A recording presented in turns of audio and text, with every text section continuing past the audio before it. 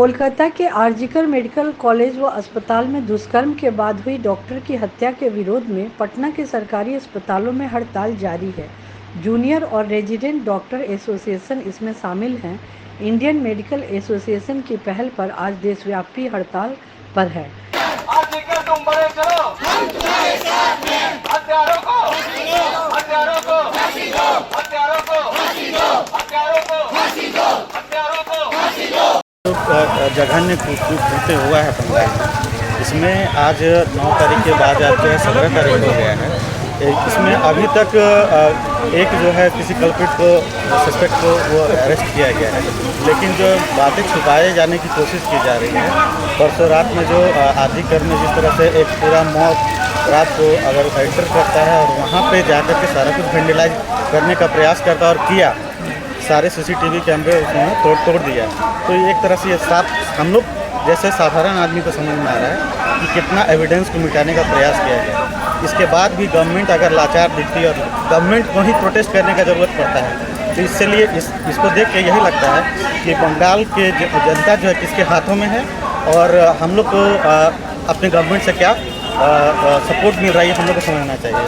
तो ये सिर्फ एक बहुत ही जघन्य अपराध किया गया और इसके लिए बचाने का सारा तंत्र जो है काम कर रहा है जैसा लग रहा है। हम लोग को जस्टिस चाहिए और आज जो है आज 17 तारीख हो गई। अगर आज भी हम लोग अगर रोड पे आकर के आपसे जस्टिस की गुहार कर रहे हैं तो ये आपके लिए भी शर्म की बात सुननी चाहिए। मानवता की आत्मा को तार-तार करने वाली घटना जो हुई है उसके विरोध में हम लोग ये रोड प्रदर्शन कर रहे हैं। सारे लोग बाहर निकले हुए और संविधान ये है कि जिनको न्याय देना चाहिए वो भी प्रोटेस्ट कर रहे हैं। अब ये ऐसी घटना जो सबको दिख रहा है, वहाँ पे न्याय चाहिए लोगों को, तो वो प्रोटेस्ट करने पे निकले हुए हैं। हमारा एक डिमांड है, नो सेफ्टी नो वॉर। कि डॉक्टर्स को हमारी जगह हॉस्पिटल के अंदर है, ना कि हॉस्पिटल के बाहर सड़कों पर। और ये एक पैथेटिक सिचुएशन है कि हम अपना काम छोड़कर ये सड़क पर उतरना पड़ा है हमें अपनी सिक्योरिटी को लेकर। और ये आज की बात नहीं, ये पुरानी बात है। हम 20 साल पहले भी यही सिचुएशन था कि हमारे पास कोई प्रोटोकॉल नहीं था। लड़कियों की रात में इमरजेंसी ड्यूटी पड़ती है, हम लोग अपने कोलीग्स को लेकर जाया करते थे अपनी सिक्योरिटी के लिए। लेकिन उस समय की सोसाइटी और आज की सोसाइटी में और भी ज़्यादा डिग्रेडेशन आई है। तो दिस इज़ अ नेशनल एक SOP होना चाहिए कि जब आप लड़कियों फीमेल्स के लिए जो रात में वर्क करती हैं उनके लिए एक प्रोटोकॉल होना चाहिए, स्पेशली इन हॉस्पिटल्स, ताकि हम अपना काम सेफ कॉन्फिडेंस के साथ कर सकें। नहीं तो कोई फ़ायदा नहीं है। और ये गवर्नमेंट को सोचना चाहिए कि डॉक्टर्स को अपना काम छोड़कर ये सब करना पड़ रहा है, तो they should be shameful about that कि हम इस तरह से हमें बिहेव करना पड़ रहा है, which is not our normal nature. लेकिन हम लोग कुछ कर नहीं सकते अपनी सिक्योरिटी के लिए, अब हमको फाइट करना पड़ रहा है, विच इज़ अगेन डेमोक्रेसी के लिए अच्छी बात नहीं है। बिकॉज अगर डेमोक्रेसी है then why are we fighting?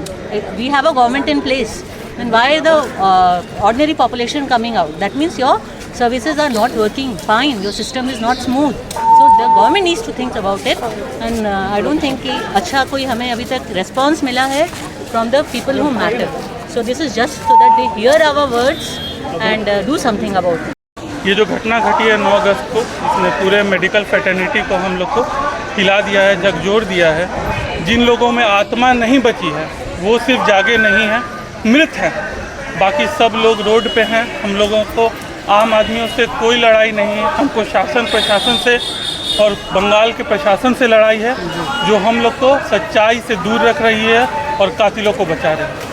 जारी रहेगा रोड पे नहीं हुआ है, कॉलेज डॉक्टर्स के और कॉलेज के रूम में 36 घंटा ड्यूटी करना, जिसमें एक वॉशरूम की सुविधा नहीं थी। लड़की की तो क्रिमिनल इतने इजीली वहाँ आ गए। अभी तुरंत आरजीकर में देखा क्या, और हमें तो लगता है कि बहुत हाई लेवल के लोग हैं डॉक्टर्स जो बच्चे हैं जिनको आप पुलिस हाथ नहीं डाल रही है। और सुबह उनके साथ क्या ये हम लोगों की मांग है। आप देख सकती हैं कि कितने बच्चे हमारे इस प्रोटेस्ट में आए हुए हैं। इतना हीनियस क्राइम हुआ है आरजीकर में। ड्यूटी में वो बच्ची थी, ऐसे भी नहीं थी कि रोड साइड पे उसके साथ ऐसा हुआ है। ड्यूटी में और उस रूम में ना कोई वॉशरूम है ना कुछ है। और लोग आकर के, और जो उनका पोस्टमार्टम रिपोर्ट आया है उससे तो लग रहा है कि कितने आदमी होंगे, कम से कम 10 से 15 लोग होंगे। ये बहुत गलत हुआ है और ये नहीं होना चाहिए। नहीं तो ये इतना बड़ा दाग है हम लोगों के लिए कि इसकी भरपाई लग रहा है कि हम कितने जन्म तक नहीं कर पाएंगे। ये किसी महिला के साथ तो नहीं होना चाहिए, वो भी डॉक्टर महिला के साथ जो मरीजों की सेवा के लिए बैठी हुई थी। जब तक सरकार कोई कड़ी कदम नहीं उठाती है तब तक ड्यूटी शुरू नहीं होगा। ओपीडी ड्यूटी तो हम लोग नहीं